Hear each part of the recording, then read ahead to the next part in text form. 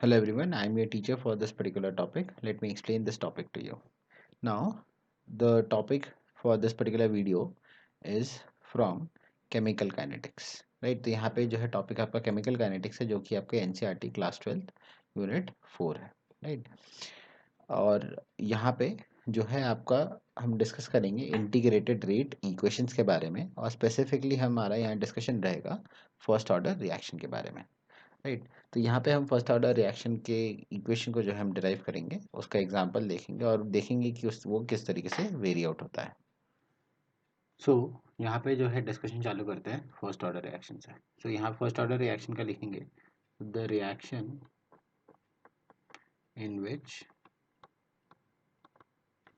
The overall order of reaction is 1. Right, वो आपका क्या कहलाता है, वो आपका the reaction, then the reaction is called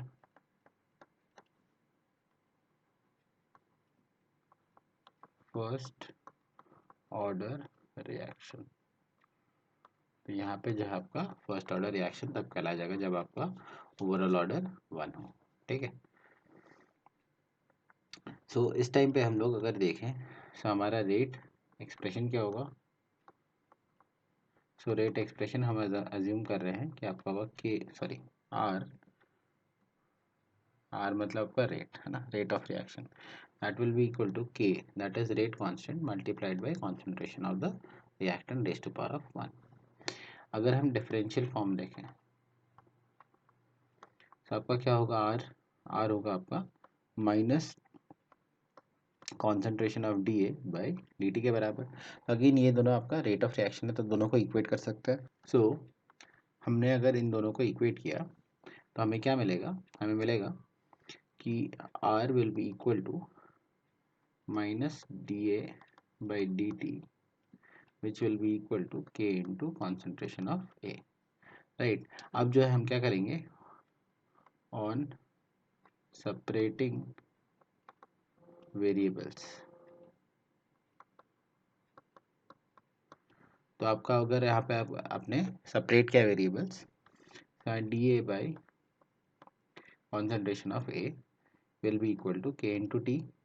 right, अब जो है ऑन इंटीग्रेटिंग,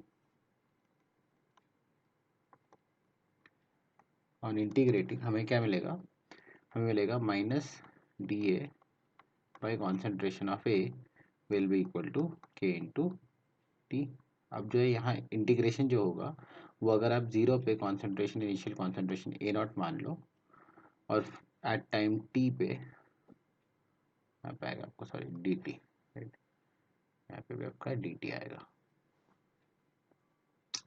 यहाँ पे आप मान लो कॉन्सेंट्रेशन जो है आपका 80 होगा. तो यहाँ पे जो है 1/x का इंटीग्रेशन है. सो 1/x का इंटीग्रेशन जो है आपका नेचुरल लॉग होता है. सो नेचुरल लॉग ऑफ ए, और यहाँ पे लिमिट्स आएगा ए नॉट और ए टी, और यहाँ पे नेगेटिव साइन है, that will be equal to K into T के बराबर. सो यहाँ पे अगर हम देखें, तो इसको अगर हम लिमिट्स डालें तो आएगा L N A naught minus L N A T will be equal to K into T के बराबर. तो यहाँ से जो है आप कह सकते हो कि कॉन्सेंट्रेशन ऑफ ए टी, तो अगर आपने दोनों जगह पे जो है आपने ऊपर से एंटी लॉग ले लिया तो वो आएगा आपका A naught multiplied by E raise to power of minus K T के बराबर. राइट, या फिर अगर आपको नेचुरल लॉग के फॉर्म में रखना है तो आप लिख सकते हो कि L N concentration of A T will be equal to L N concentration of A naught minus K T के बराबर. राइट, सो यहाँ पे अगर हमने ग्राफ प्लॉट करें, right, so on plotting concentration of A at time, sorry, concentration of A, that is आपका क्या है, reactant versus time, we get a non-linear decreasing curve, क्योंकि कॉन्सेंट्रेशन ऑफ ए जो है आपका डिक्रीज होगा। और यहाँ पे जो इसकी नेचर देखा जाए तो ये आपका क्या है, बेसिकली रिवर्स है एक्सपोनेंशियल का। तो आपका जो है एक डाउनवर्ड जो है आपको मिलेगा, है ना। इसके अलावा हम और क्या कह सकते हैं, ऑन द अदर हैंड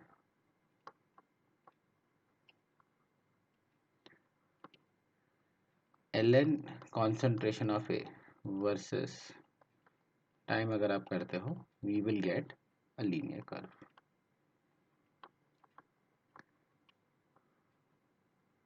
ठीक है, तो यहाँ पे आपको जो है एक स्ट्रेट लाइन मिलेगा। तो यही चीज़ जो है यहाँ पे हमने जो है आपका डिपिक्ट कर रखा है। तो यहाँ पे अगर आप एक्स एक्सिस देखो तो वहाँ पे जो दिया है आपका कॉन्सेंट्रेशन ऑफ ए दिया है वर्सेस टाइम है। तो यहाँ पे जो आपका नॉन लीनियर कर्व है वो भी आपका डिक्रीजिंग, तो ये उसकी वैल्यू आई, राइट। और अगर आपने एल एन लिया नेचुरल लॉग वर्सेस जो है टेम्परेचर कर रहे हो, सॉरी टाइम कर रहे हो, तो आपको जो है ये इक्वेशन मिलेगा जो कि आपका गवर्न करेगा इस पर्टिकुलर लाइन का इक्वेशन। सो ये आपके दोनों इक्वेशन हो गए, राइट। अब हम जो है बात करते हैं आपके एग्जाम्पल की। तो यहाँ पे हम लिखते हैं example of first order reaction. So first order reaction में आपको सबसे इम्पोर्टेंट चीज़ जो आपको याद रखना है कि ऑल न्यूक्लियर रिएक्शंस, तो जितने भी आपके न्यूक्लियर रिएक्शन है, राइट, जो है बेसिकली डीकेज, है ना, decays are considered as first order reaction. तो अगर मान लीजिए आपको अगर इक्वेशन दिया हुआ है, तो यहाँ एग्जाम्पल इक्वेशन लिख लेते हैं। तो आएगा 22688 आ रहे। तो आपने अगर रेडियम का देखा तो रेडियम जो है बेसिकली यहाँ पे डिके हो रहा है एक अल्फा पार्टिकल में, और जो है आपका दे रहा है 22286 आर एन रेडॉन, राइट। तो ये अगर आप डीके देखोगे तो यहाँ पे ये पर्टिकुलर इसका ऑर्डर क्या रहेगा, इसका ऑर्डर रहेगा आपका फर्स्ट ऑर्डर। सेकेंड, अगर आप केमिकल रिएक्शंस देख रहे हो तो हम कहेंगे hydrogenation of C2H4 is considered as first order reaction,